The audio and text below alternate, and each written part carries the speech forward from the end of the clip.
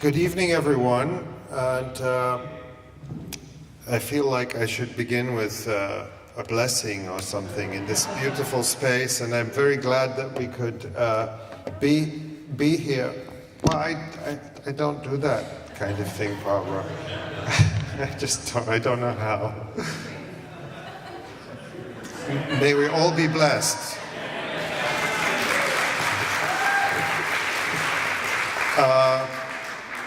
And I'm really sorry that the original venue, suffered the fire, and I know we have gathered there before, and I hope we'll gather there again.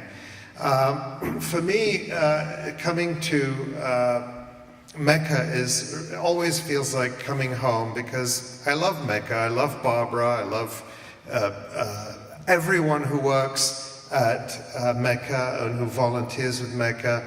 And I love the work they do, and I don't know if maybe I feel like I'm deafening myself here. You must all be, yeah, great, thank you. All right. No, I just feel my voice coming at me like crazy. Oh, it was the blessing, all right. Above all, I love the work that Mecca does, because it is a tremendous combination of working with Palestinians where they are.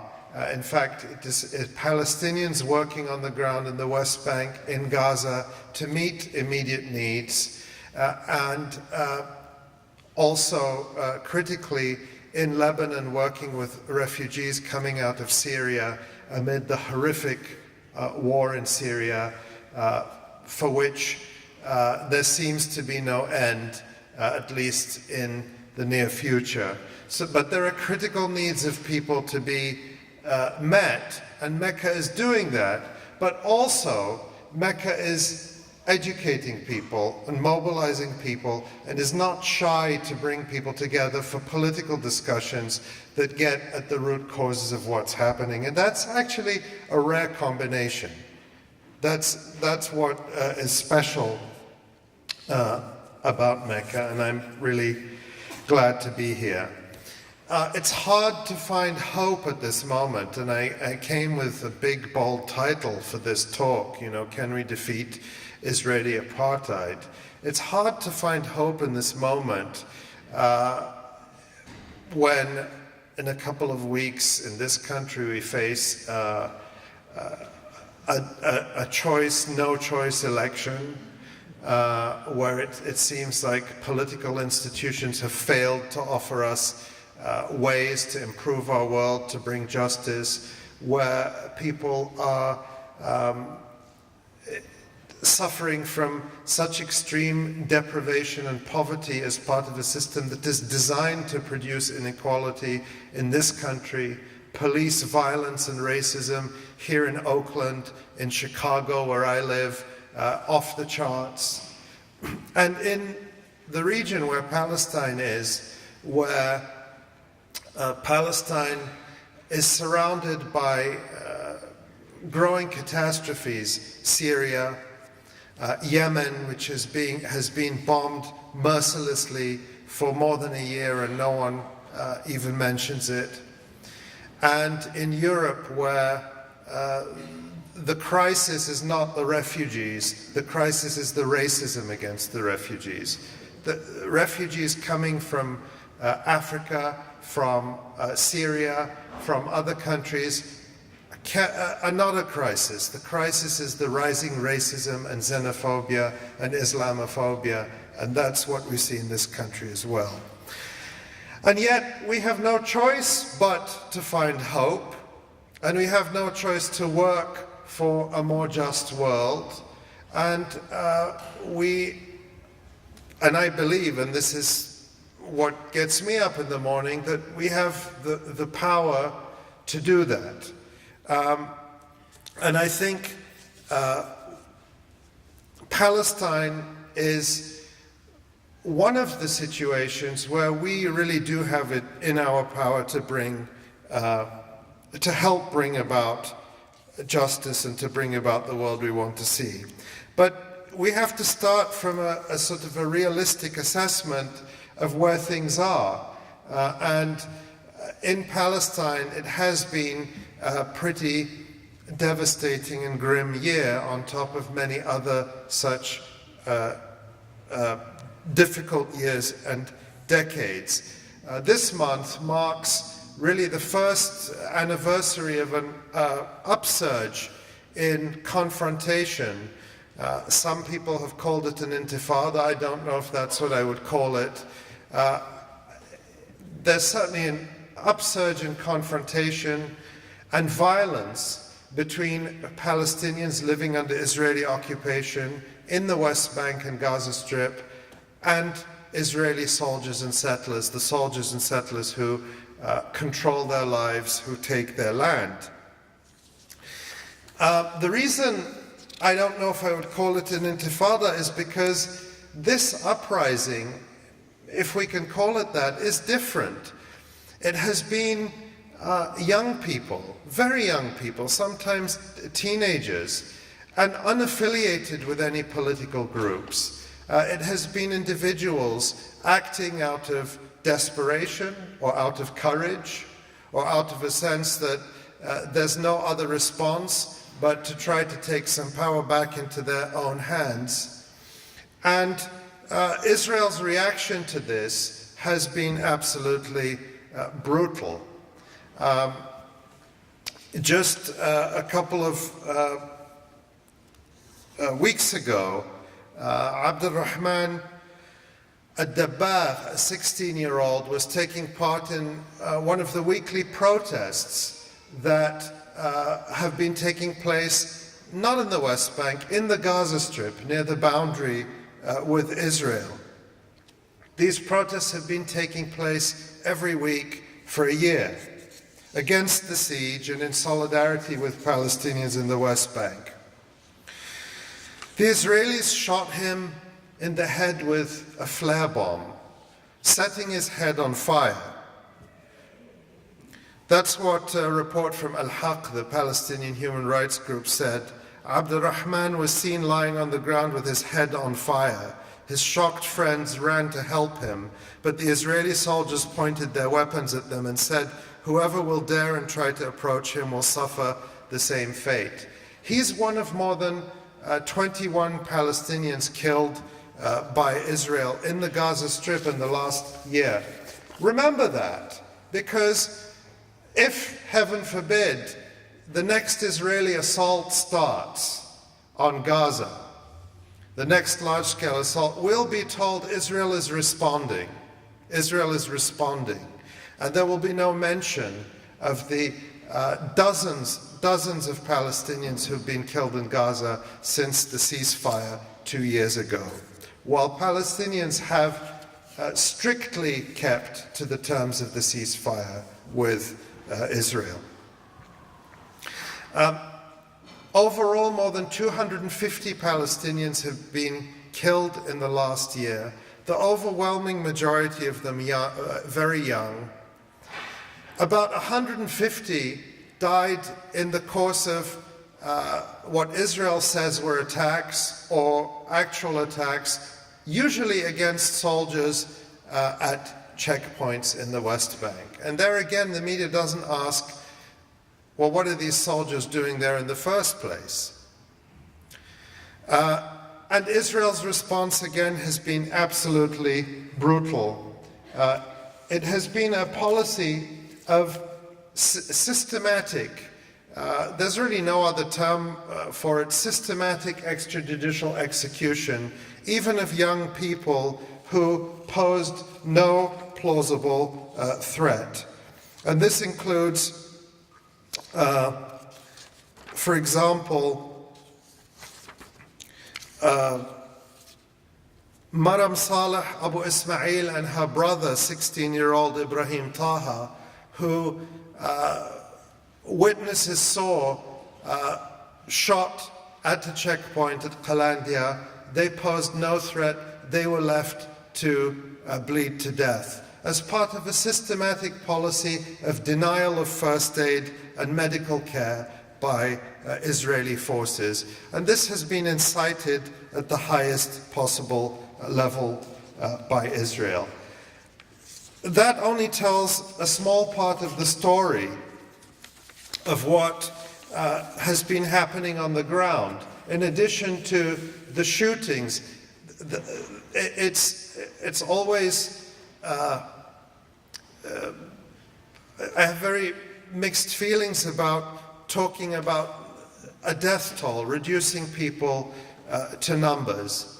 The numbers are important, but they never tell the whole story, because what is also happening is a systematic crackdown on the entire population, including large and sweeping closures on entire cities like Hebron and the villages around them, as a form of revenge. Israel's defense minister, Avigdor Lieberman, calls it a carrot and stick.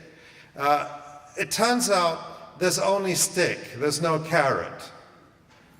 And what it is called in international law is collective punishment. And what we see time and time again is that the more Israel cracks down and punishes the entire population of these villages, the more young people come out of them and try to get their revenge on the soldiers who are doing it. Villages like Bani Na'im and like Sa'ir. And those who've actually gone and talked to the families and to the young people find that the youngsters doing this are not hopeless. We have a wonderful colleague in Jerusalem, Budur Hassan, who really insisted on this point in her reporting for the Electronic Intifada, that these young people are not hopeless and desperate. They're often some of the smartest and brightest and most motivated,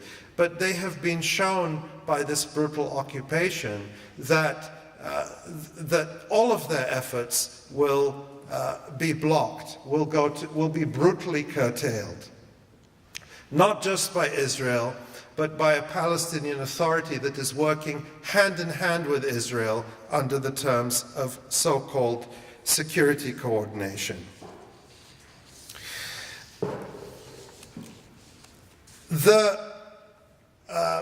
This upsurge I talked about, this intifada, if you like, or if you don't like, also has a context. It is the end of the pretense that there is a peace process leading towards some better future. The reality is that what Palestinians see around them is that what is left of their land in the West Bank is being taken away. Don't take my word for it. Let's see what the Obama administration has to say about it. Just a few days ago, earlier this month, the State Department issued what is for the US an uncharacteristically strong rebuke to Israel's settlement policies, and this was related to a specific decision by Israel to build an entirely new settlement in the Jordan Valley. And the State Department said, it is deeply troubling. Actually, let me save that because it's kind of the punchline. Proceeding with this new settlement is another step towards cementing a one-state reality of perpetual occupation that is fundamentally inconsistent with Israel's future as a Jewish and democratic state. You could write a whole book on the idea of a one-state solution or Israel's future as a Jewish and democratic state. In fact, I have done that, and it's outside. So I'm not going to go into a great deal of detail on that point now. But here's the punchline from the State Department. It is deeply troubling in the wake of Israel and the US concluding an unprecedented agreement on military assistance designed to further strengthen Israel's security that Israel would take a decision so contrary to its long-term security interest in a peaceful resolution of its conflict with the Palestinians. I mean, the Obama administration gave Israel the biggest weapons giveaway in the history of the planet. $38 billion over the next 10 years, no strings attached. I mean, how many times, if you look at these tedious State Department briefings, journalists, the small number of journalists who challenge will ask, well, are you ever going to use US aid as leverage? I mean, are there ever going to be any consequences for what Israel is doing? And the answer is always no. And so what do you expect? What do you expect Israel to do? They've just been given a guarantee of at least $38 billion in weapons over the next 10 years. Of course they're going to build new settlements. Why shouldn't they? No one is holding them accountable. And the Obama administration has the I'm trying to think of the right word, the chutzpah, let's say, to complain about it. Well, the fact is Israel isn't interested in a two-state solution or any other kind of solution. What is Israel interested in? What is their plan? That's a question that many people ask. I mean, Netanyahu says, you know, a two-state solution, that he's interested in that, but the reality is that Israel continues to speak with bulldozers, with soldiers. That's the language that Israel speaks in reality.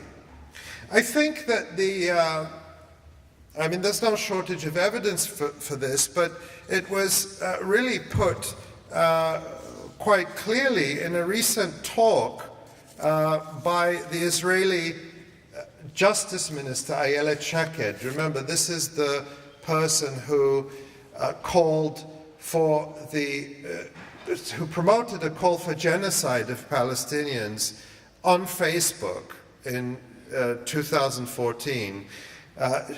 She called for Israel to kill Palestinian mothers so they wouldn't give birth to little snakes. Truly genocidal language. I'm currently reading Lucy Davidovich's book, The War Against the Jews, a brilliant classic on the Nazi Holocaust and what preceded it. And it's hard to find language that is more horrific than that, talking about mothers giving birth to little snakes. This is the language of Ayelet Shaked in a different country. She would be, excommunicated from the political system for such words. But in Israel, she got a promotion to justice minister. And now, by the way, she is leading the charge to get Facebook to crack down on what she calls incitement. One thing you can't accuse Israel of having is a sense of irony.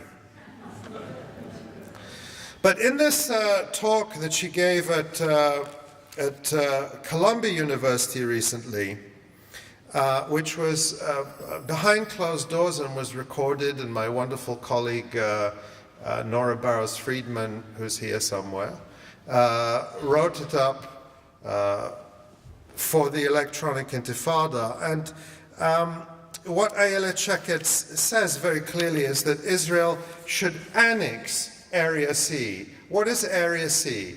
Under the 1993 Oslo Accords, the West Bank was sliced and diced into Area A, B, and C. Area A is actually where the Palestinian Authority is, and it's a tiny fraction of the land, a few percentage points. Area B is where the Palestinian Authority has nominally civil control, but the Israeli army is really in charge. And Area C is where no one pretends that the Palestinian Authority has any control. It's fully Israel. And that's more than 60% of the West Bank. So what Ayelet Shaked is saying is that Israel should annex Area C, 60% of the West Bank, give the Palestinians their citizenship.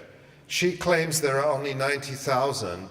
That's actually a prediction, not, there's more, there's about at least 150 as far as numbers I've seen, but you know, the Israelis are reducing it all the time by making life unlivable for Palestinians. And she's saying, we'll give them citizenship, and well, what about the millions of Palestinians who are corralled into areas A and B, this much smaller part of the West Bank broken up into little pieces? And she says there should be an autonomy, maybe one day that would be with consideration with Jordan. We don't know what will happen in the area. In other words, a revival of the so-called Jordanian option, a total negation of Palestinian self-determination or a Palestinian identity, that Palestinians will live in ghettos and Jordan may be given some sort of administrative role, but basically an end to any notion of Palestinian self-determination, let alone statehood. And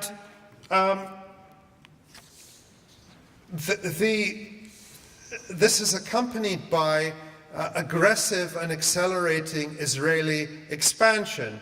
I've already mentioned the settlements, and we could spend a lot of time on that, but it's clear that that is happening. But you may have heard in the news, I mostly listen to the BBC when I'm traveling, and it's not great, but it's better than anything else. But on Palestine, it's become terrible. I mean, it's really, the BBC we used to know has become atrocious. And they have been parroting the same line that we've been seeing in other media about a resolution that was just adopted by UNESCO, the UN Educational and Scientific Council, on Jerusalem. The BBC has been reporting, as if it's uncontested fact, that this resolution denies any Jewish connection to what Israel, or what Jews call the Temple Mount in Jerusalem, and that this resolution exclusively recognizes it as Al-Haram al-Sharif and Al-Aqsa Mosque, and that this is an outrage. And Israel has been waging a global campaign with some of its allies. Today, the Mexican ambassador reportedly walked out of the formal vote on this. But it's an absolute lie. The resolution doesn't deny any connection between Jews and holy sites in Jerusalem. In fact, it states clearly, it affirms the importance of the old city of Jerusalem and its walls for the three monotheistic religions. What it does is document and condemn Israel's systematic assaults and desecration of these holy sites, and calls for Israel to return the status quo that existed previously, where the Jordanian Waqf, the religious foundation, is in control of the holy site. The resolution says that it comes amid the escalating Israeli aggressions and illegal measures against the Waqf and its personnel, and against the freedom of worship and Muslims' access to their holy site, Al-Aqsa Mosque, Al-Haram al-Sharif, and requests Israel, the occupying power, to respect the historic status quo and to immediately stop these measures. The Israeli spin is that, you know, this is a denial of Jewish history and a Jewish connection to Jerusalem. But when Netanyahu condemned it, he actually gave the game away. I don't know if he was misspeaking. I can't believe it, because, you know, governments prepare statements in advance. But what he actually said, and listen to the words carefully, to say that Israel has no connection to the Temple Mount and the Western Wall is like saying that China has no connection to the Great Wall of China and that Egypt has no connection to the pyramids. He didn't say anything about Jews or Judaism in that statement. What he talked about was Israel, a state, claiming a connection or sovereignty over a geographical site. The Great Wall is in China, the pyramids are in Egypt, the Temple Mount is in Israel. Well, in fact, the Temple Mount, the Haram al-Sharif, is in occupied East Jerusalem. So this Israeli pushback that is being swallowed whole by mainstream media and governments around the world should actually be seen as part of Israel's effort to gradually infringe and eventually establish a permanent foothold, if not take over the Al-Aqsa Mosque compound completely. And that, might sound hyperbolic if it wasn't very clear and there wasn't plenty of evidence for it. And it is in fact the Israeli incursions, relentless incursions into Al-Aqsa that started the year of violence that has just come around. In fact, just over a year ago in September, there was intensified clashes as Israeli government-backed groups whose declared agenda is to replace Al-Aqsa with a Jewish temple, were making repeated incursions into the compound, accompanied by Israeli forces that were shooting at Palestinians with stun grenades and tear gas within the holy precinct. And these incursions are a product of the rise of so-called temple activism, groups that, as the Israeli NGO Iramim has noted, the Jerusalem municipality and other government ministries directly fund and support various activist organizations driven by the mission to build the temple. And a leading figure in this movement is the American settler Yehuda Glick, who in the last election was elected to the Israeli Knesset under the Likud list. So this points to, with the consolidation or the acceleration of settlements in the West Bank. In fact, more settlements have been built in the West Bank during the term of Barack Obama than during the Bush administration. The acceleration of the settlements, the aggressive encroachment into Al-Aqsa, and this has already happened in Hebron, where Hebron is basically partitioned now. If you see the videos from B'Tselem, you can actually see they filmed videos of Palestinians going up to the checkpoints and being told, you can't walk on this road, it's for Jews only. And to see really a consolidation of apartheid throughout. So that's the reality.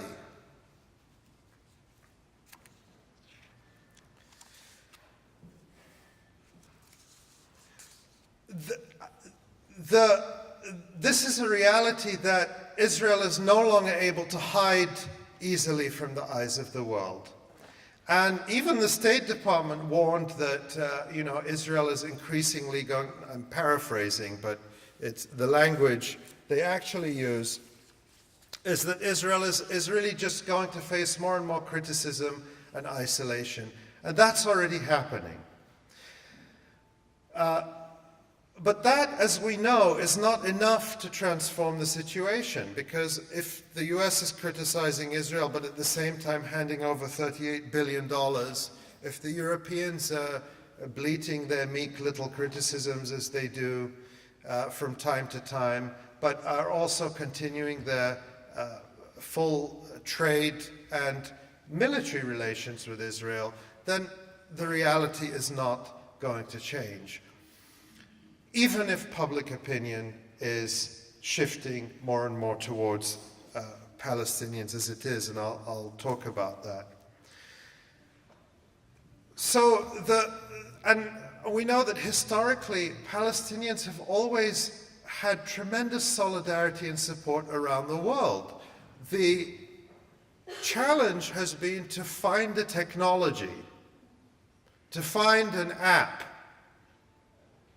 that can transform this, this latent support, can mobilize it into real political pressure. And that technology, that app, in the West and increasingly in other parts of the world, is BDS. I thought we're in the Bay Area, talk about apps. People understand that, Because there's an app for everything, right? If like this was a TED Talk, I'd be telling you about some miracle app. The app is BDS. It's a technology. BDS isn't an ideology. It's not, it's not a political party. It's a technology for people to transform their beliefs in justice into power, to use our collective strength to put pressure on the powerful to force them to change. And Sadiq, in his introduction, laid out the three clear demands of the BDS call that Palestinians issued in 2005: an end to occupation, an end to all forms of discrimination, apartheid against Palestinian citizens of Israel, and the right of return for refugees. And in other words, this call addresses the rights of all Palestinians in a way that the peace process and the so-called two-state solution does not. The two-state solution leaves out the refugees. In fact, it's contingent on the denial and abrogation of the rights of refugees and of Palestinian citizens of Israel, whereas the BDS call puts a program or a set of demands that addresses the rights of all Palestinians.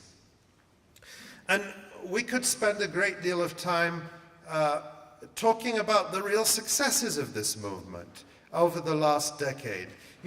When you talked about BDS 5 years ago, or even less than that, people would say, this was a reaction I got very often, I might even have got it here, I don't know, but people would say, well, that sounds very nice, but Israel is not South Africa. Israel has far more support than South Africa. And you're not going to be able to get this critical mass that's going to put enough pressure. And the fact is that it's working. It's working, and it's scaring Israel. And we can see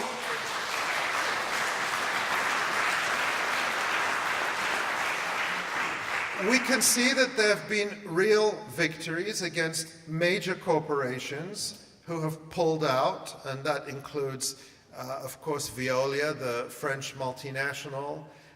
It includes Orange Telecom, another major multinational, one of the world's biggest mobile phone companies.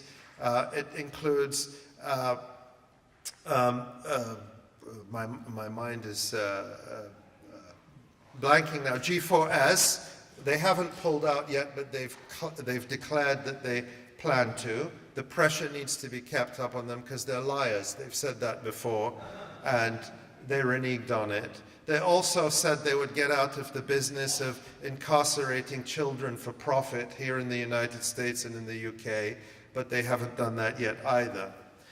And there's something else that is a much bigger factor. It's what Israel calls the silent boycott. It's not visible in terms of companies you can reel off, but what Israeli business people are saying and what Israeli university heads are saying in terms of the academic boycott is that people just don't want to bother with us. They see it's trouble.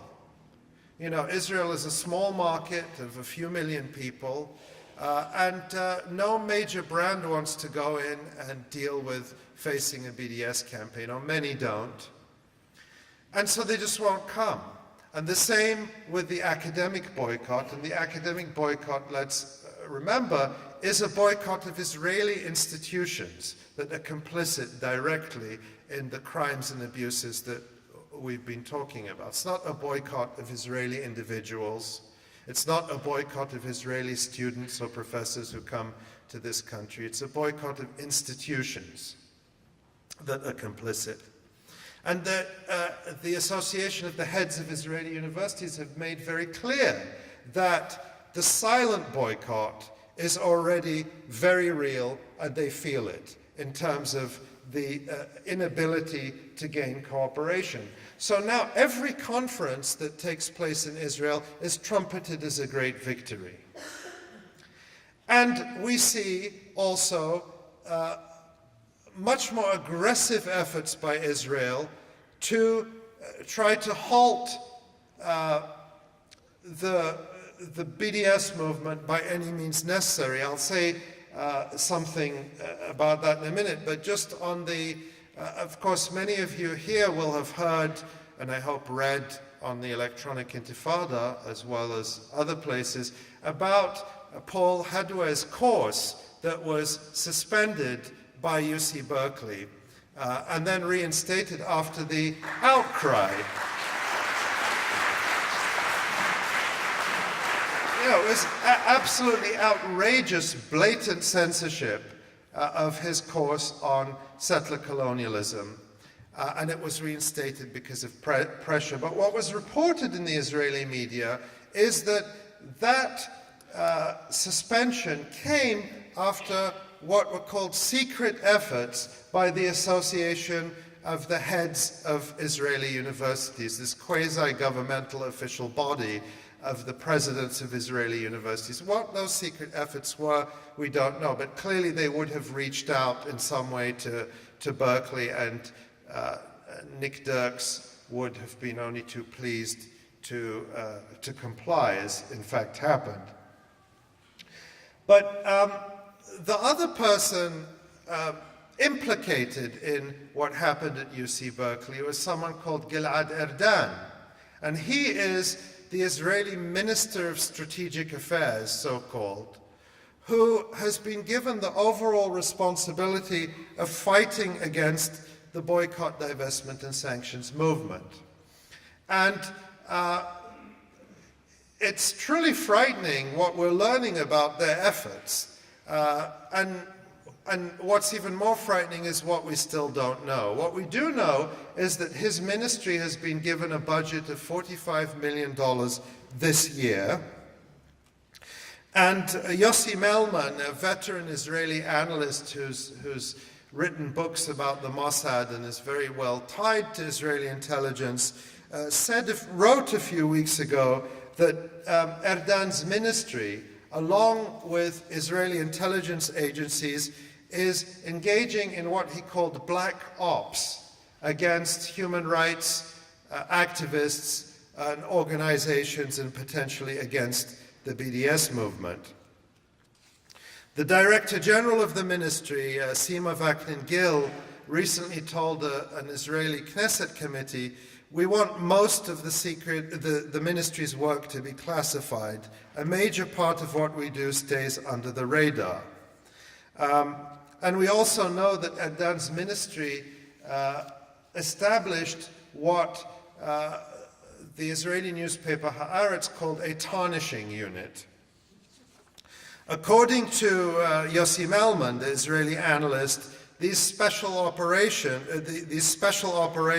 or black ops as he calls them, may include defamation campaigns, harassment and threats to the lives of activists, as well as infringing on and violating their privacy. Those are the words of Yossi Melman. And one of the cases Yossi Melman points to, or indicates as possibly, he doesn't know for sure, but this Israel may be behind it, is a campaign of death threats and harassment against Nada Kiswanson, an attorney who works with the Palestinian human rights group Al-Haq. But what is significant about her work is that she is among a group of lawyers preparing the files, collecting the evidence for the International Criminal Court to investigate Israel's attacks on Gaza in 2014. And what we also know is that the Dutch authorities, the Dutch police, are investigating the threats against Nedeke Swanson and others. Court officials have publicly suggested, not directly, but they've said that, this campaign of threats looks so sophisticated that, a state may well be behind it, or it takes that kind of wherewithal. We've also seen tactics in this country against people in this movement, against students. Many of you will have heard of a website called Canary Mission, which is tied to Daniel Pipes, the Islamophobic demagogue, and which exists to smear students and faculty who take part in campaigns for Palestinian rights. And recently, my colleague Charlotte Silver and I investigated a new frightening technique where a number of students and a professor in Indiana who are active in this movement, a bunch of websites appeared smearing them in very personal terms, including, sort of innuendo about improper behavior and sexual harassment and so on. No basis to it in reality. No evidence whatsoever, to be clear about that. But again, a no-holds-barred campaign to go after people who are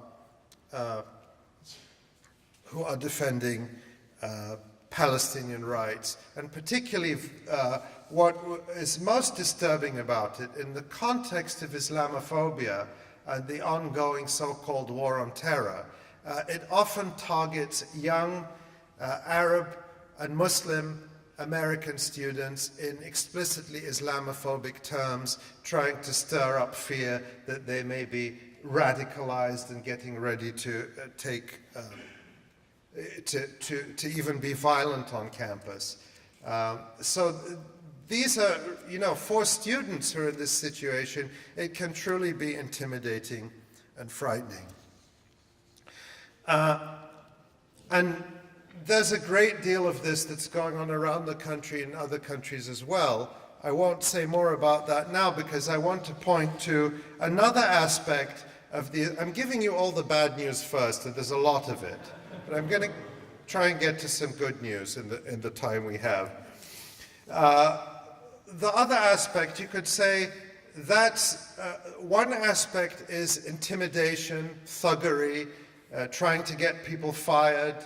We've seen so many cases of that, from Joseph Meshad to Stephen Salaita to other cases that are going on right now, trying to get students prosecuted and so on. But there's another element of Israel's fight back, which is really to, in a sense, outlaw criticism of Israel and Zionism, and to do it in a quite particular way. In May, a number of countries signed up to, several dozen countries, mostly European countries, signed up to, it's a membership organization. This isn't, officially in their legislation, but they signed up to a definition of anti-Semitism put out by the International Holocaust Remembrance Alliance.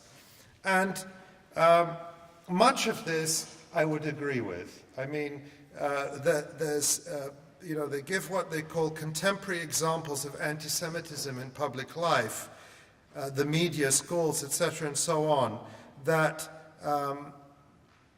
I would have absolutely no problem with whatsoever and would fully endorse. For example, accusing Jews as a people of being responsible for real or imagined wrongdoing committed by a single Jewish person or group, or even for acts committed by non-Jews. Perfectly reasonable, and a definition we should defend. Holocaust denial, other types of speech that are associated with the far right and white supremacy and traditional anti-Semitism, using the symbols and images associated with classic anti-Semitism, claiming Jews killing Jesus or the blood libel, and so on. And those are all things that are perfectly despicable and should be condemned by anyone. But what they insert in this list, are things that have absolutely no business being in a list of anti-Semitic statements or acts, including denying the Jewish people their right to self-determination, for example, by claiming that the existence of a state of Israel is a racist endeavor, or applying double standards by requiring of Israel behavior not expected or demanded of any other democratic nation. Those things are nothing like Holocaust denial. There is a large religious Jewish community, for example, the Satmars, the largest Orthodox sect in the United States, who absolutely reject Zionism, who reject the notion of Jews as a national group who should have a state, and according to this definition, their views would be considered anti-Semitic, even though they base their views on their reading of the Torah. Calling for a single democratic, non-sectarian state that gives equal rights to Israelis and Palestinians and everyone else becomes anti-Semitism in this definition, because anything other than accepting the Zionist definition of Jews as a national group whose only and inevitable expression is in a state of Israel in Palestine makes you an anti-Semite. And this definition is being pushed by pro-Israel groups around the world with the goal of having it legislated. And just on Sunday, the Home Affairs Committee of the British Parliament adopted a report saying the UK should put this particular definition in its laws, and that this definition should be used as a basis for criminal investigations into hate crimes or into anti-Semitism. The attempt to legislate this definition, or a closely related one, what they call the EUMC definition. I'm not going to go into that whole history now, but it's a similarly bogus definition that tries to define criticism of the political ideology of Zionism as a form of, that if you criticize Zionism, you're a bigot, basically, into at UC. That's what the effort to pass the Regent's statement on intolerance was about, and there's a long back and forth. But again, that's another example of the effort to put into legislation a definition of anti-Semitism that begins to encroach, in fact encroaches very severely on the right to question Israel or the political ideology of Zionism.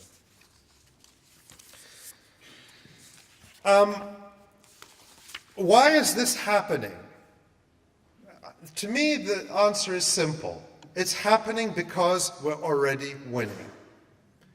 In fact, I'd go even further and say it's happening because we've already won the argument. What's happening now is, in a sense, I've made this analogy before. I think Israel is like a person who has a very big bank account, and a bank account in terms of political capital, military strength, diplomatic support around the world, branding, whatever you want to call it. And they have very little, they have no income. They have this big bank account and they're spending it very fast. The Palestinians are like someone who has nothing in the bank account. But there is an income in terms of support. It may be small, but it's there and it's growing. and it's becoming sustainable. So Israel is running on inertia, in a way. And here in California, people are waging this struggle, and they're winning. You know, every UC campus has now passed divestment, which is a tremendous achievement.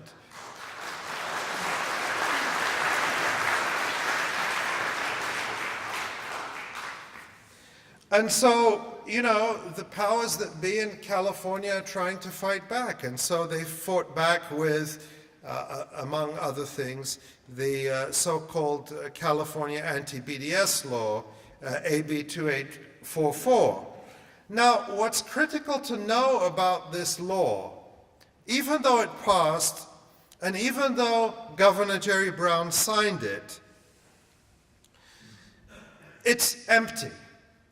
And if you look at a statement that came out from Palestine Legal yesterday, Palestine Legal is a group that is supporting many of the students and faculty who are facing this onslaught against their rights.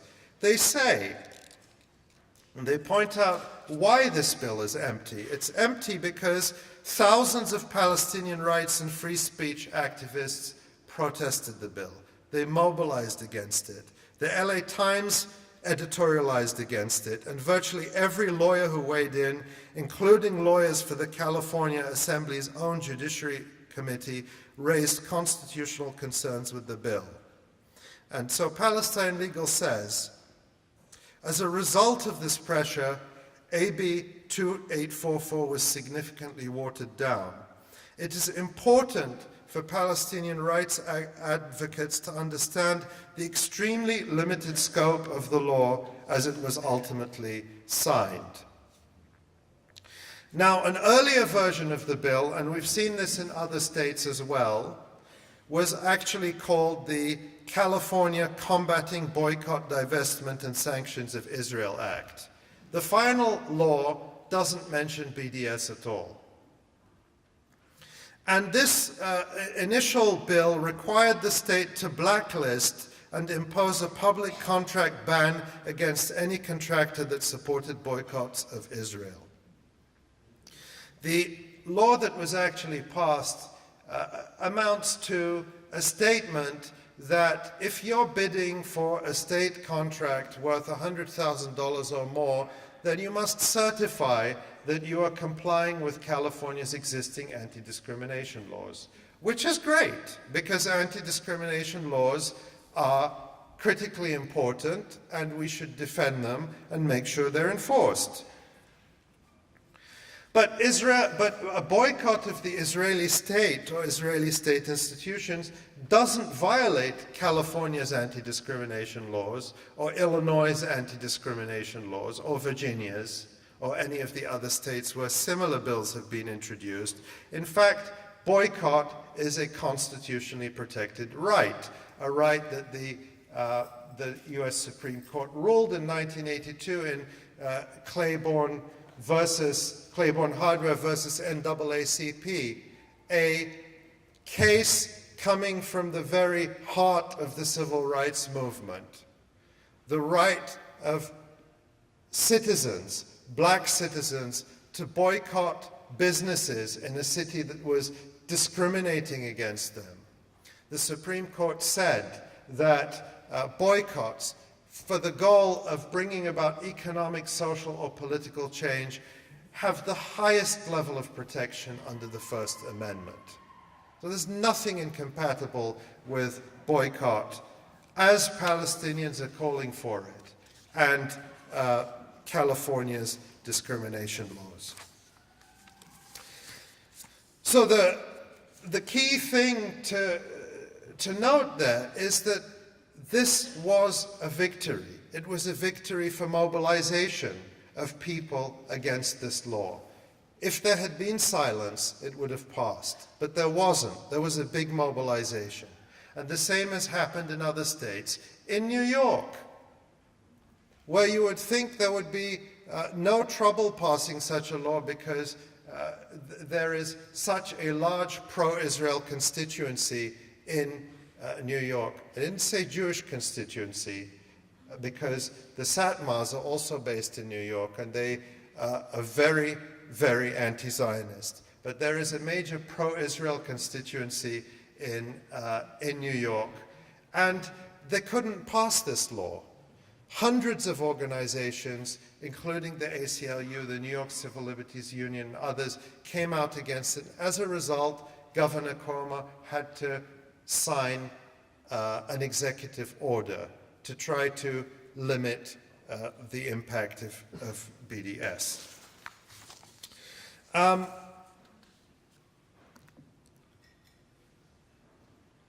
You get to vote in a couple of weeks. Hooray. Everyone excited about that? I didn't hear much excitement. Didn't hear too much excitement. You may remember, it seems like centuries ago, that there was a primary campaign. And that was actually a lot more fun than now. At this point, we're all pretty tired and scared and traumatized. But, you know, when Bernie was there, it was kind of fun. Some people love Bernie, others don't. Some people kept very stony faces when I said Bernie. That's okay. I'm not trying to create divisions in the room. But something did happen. Something did happen during the primary campaign that we haven't seen before, which is that Palestine became a major issue in the Democratic Party campaign.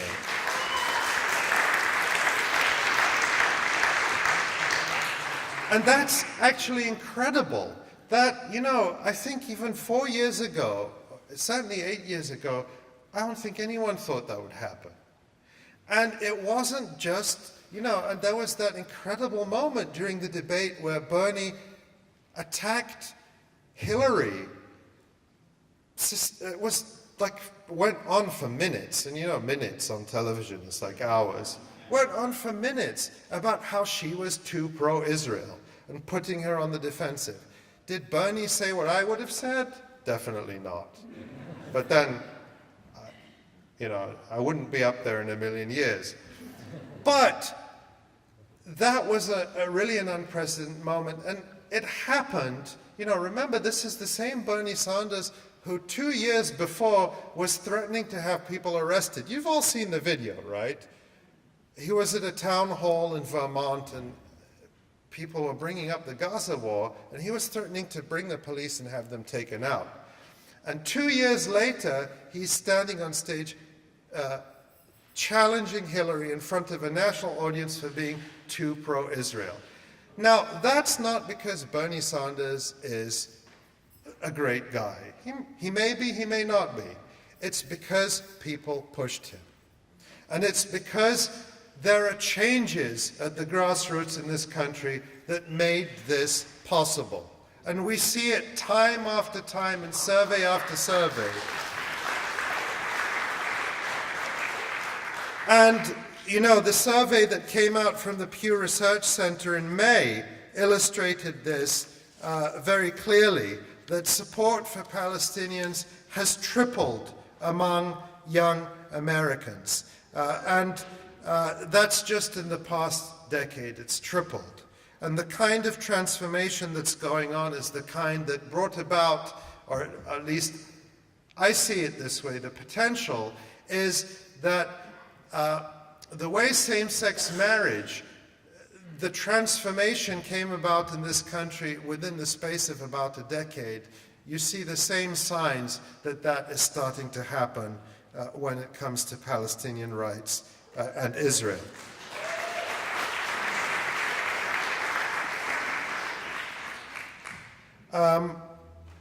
I've got lots of numbers here, but I'm not going to go into them. But the headline is that you know, the most let's say pro-Palestinian group are the millennials, and according to the Pew Research Center, that's people born after 1980.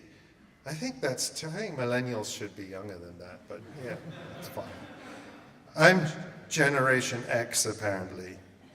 And then, as you go higher in age, the more pro-Israel they are. So, when you get to baby boomers, it's over 60% support for Israel.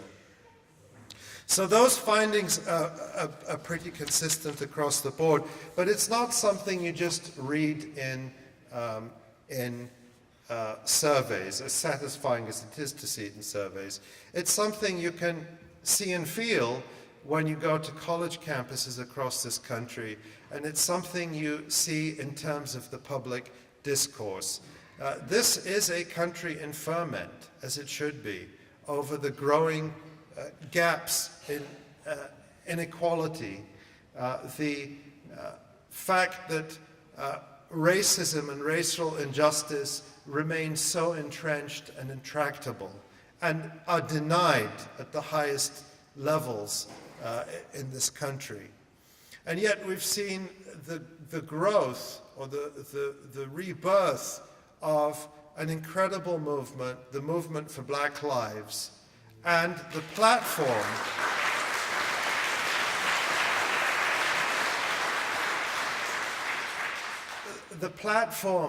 the Movement for Black Lives platform that came out a couple of months ago was really an incredible vision for everyone in this country. It's called the Movement for Black Lives because that has to be the starting point when you look at the way this country is structured.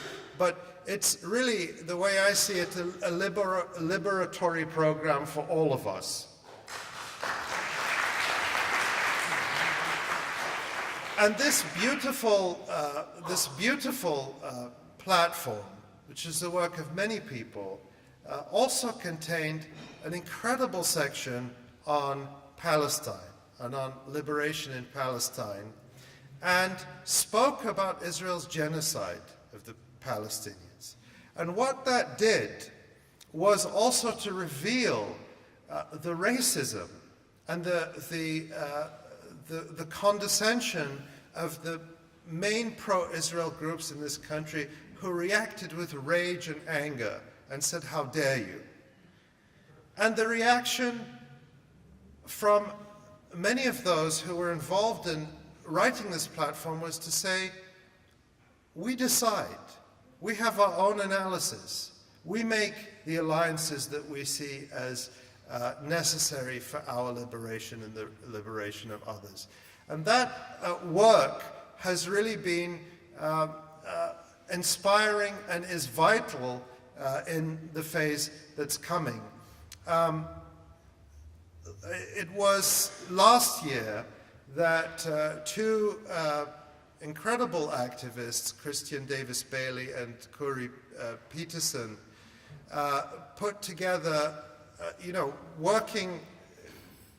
just incredible work, put together the Black for Palestine statement, signed by over 1,000 intellectuals, activists, artists, an incredible statement that really, when the way they've described it is, it came as a response to some of the solidarity that had been coming also from Palestinians to the Black Lives Matter movement. So I won't say a response, part of a conversation, and a conversation that has been growing. And also, since here in Oakland, in the coming days, the Black Panther Party will be celebrating or marking 50 years since its founding.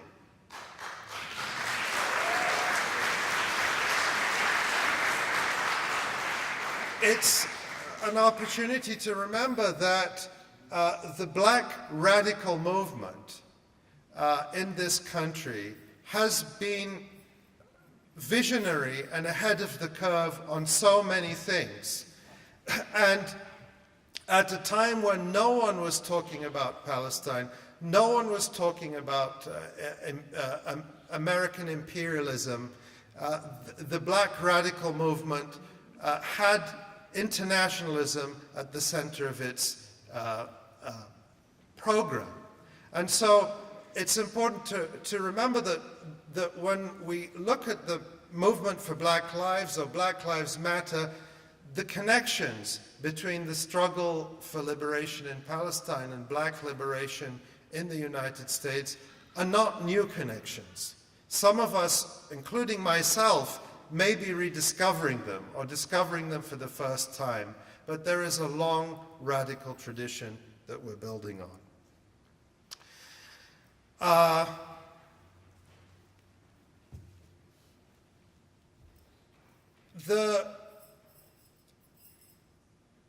I was talking to Barbara earlier on, and I said that, you know, when I grow up, I want to be like you, Barbara. Well,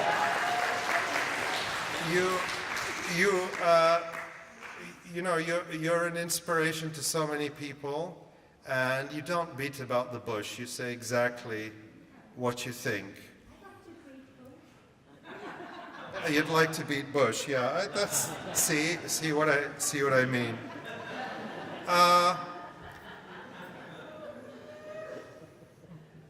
But I also know that, you know, I mean, I'm just going to speak personally for a moment. I feel very fortunate that I can do this work. I feel very fortunate that I have the opportunity and the health and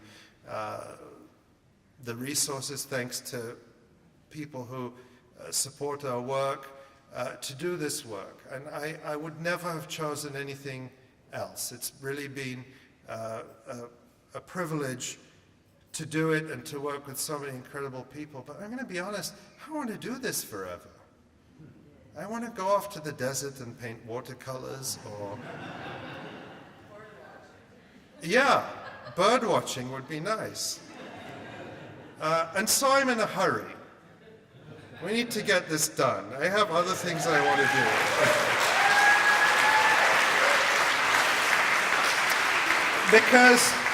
Because I'm not going to walk away from this fight, but I want to be able to, I want us to be able to walk away from it. More important, much more important than you know, me doing watercolors or woodworking or whatever it is the urgency of ending the catastrophe for so many people, for so many Palestinians, for so many in the camps, from Gaza to Syria to Lebanon, to those who have drowned in the Mediterranean just trying to find safety, who have had none of the opportunities, who have seen their lives cut short, the urgency of ending it for them, and the urgency also of